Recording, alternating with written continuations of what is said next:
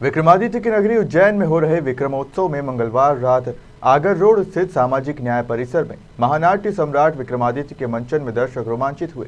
विक्रमादित्य के जीवन से जुड़े कथानकों को 200 से ज्यादा कलाकारों ने मंच पर जीवंत किया। प्रस्तुति में घोड़े, हाथी, बग्घी और पालकी के साथ स्पेशल इफेक्ट का इस्तेमाल किया गया, तो वहीं लोकनाट्य शैली तमाशा में सिंहासन बत्तीसी की प्रस्तुति हुई।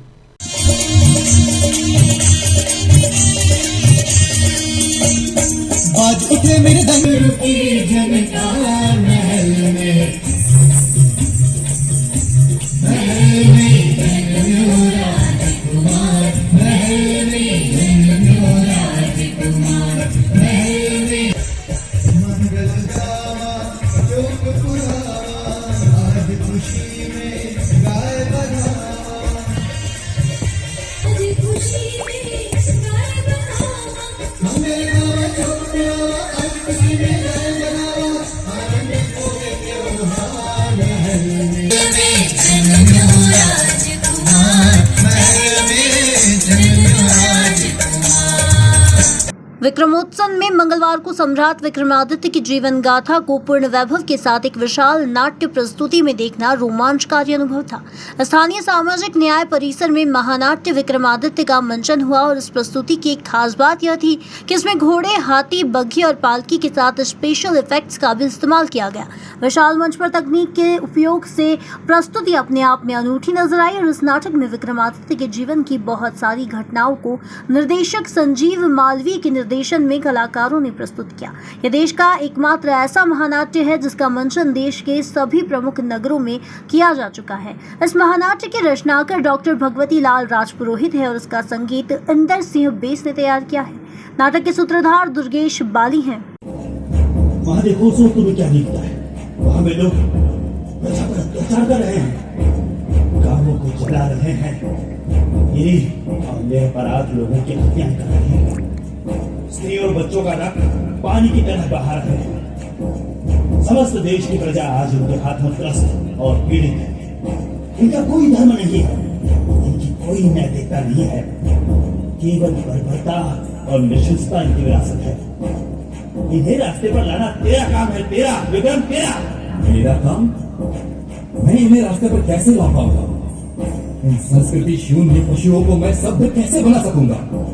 क्या अहिंसा से ये सुधर सकेगी? आचार्य कात्यायन ने कहा है कि अहिंसा श्रेष्ठ धर्म है। आचार्य कात्यायन की बात छोड़, तू संत है और तू तो राजा है।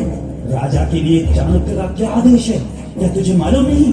मुझे नहीं मालूम, आप बताएं। शम्य प्रत्युपकारेण नोपकारेण दुर्जन और दंडेन गोगर्भो, अर्थात पशु और दुर्जन कान से नहीं समझते, पीठ से समझते हैं।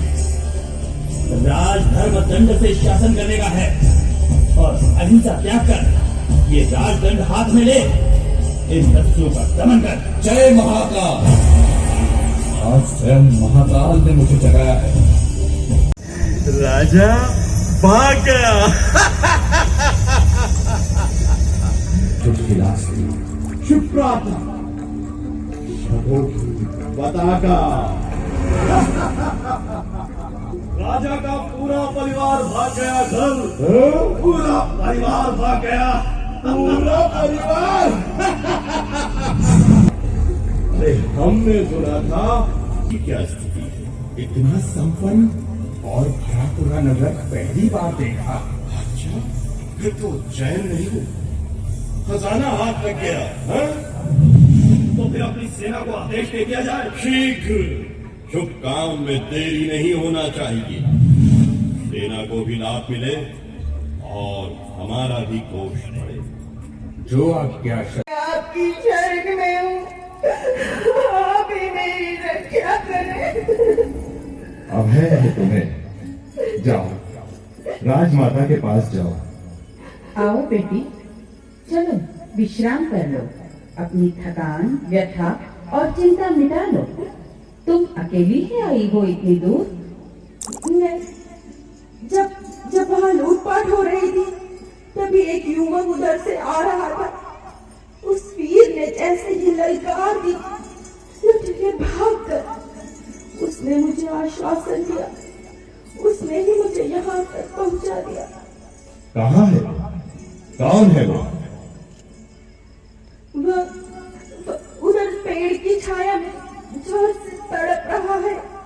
हे राम, कहाँ है वो? मैं देखता हूँ।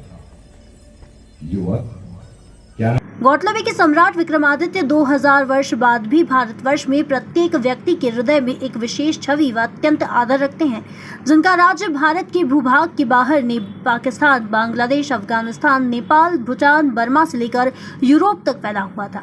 इनकी राज्यसभा महाकवि कालिदास सहित नवरत्नों में भी सुशोभित थी। संस्कृति के संरक्षक वीर विक्रमादित्य आज भी समाज के मार्गदर्शक आदर्श महापुरुष निरूपित हैं, जिनके द्वारा अपने भूभाग की प्रजा को समस्याओं से मुक्त कराकर नवीन तिथि एवं नववर्ष मनाया और संभवतः प्रारंभ किया गया, जो कालांतर में विक्रम संवत कहलाया।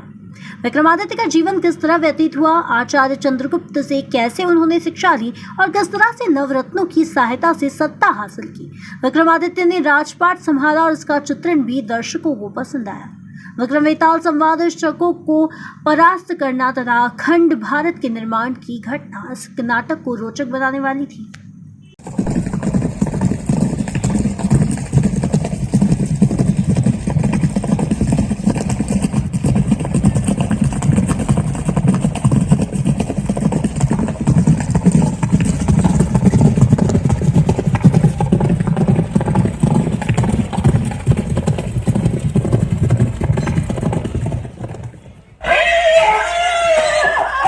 श्रम तो हमें सदा करना है, वही हमारी शक्ति है। बिना श्रम के भाग्य भी साथ नहीं देता।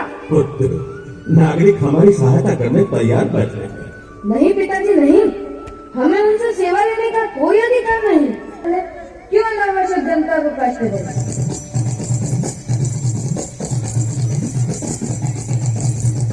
ये कैसी हुई? क्या कोई नगमंडी आई है? आपकी आज्ञा हो तो मैं जाऊँ पिताजी? बेटा अवश्य जाओ, आकर हमें बताना नाटक के विषय में। अवश्य।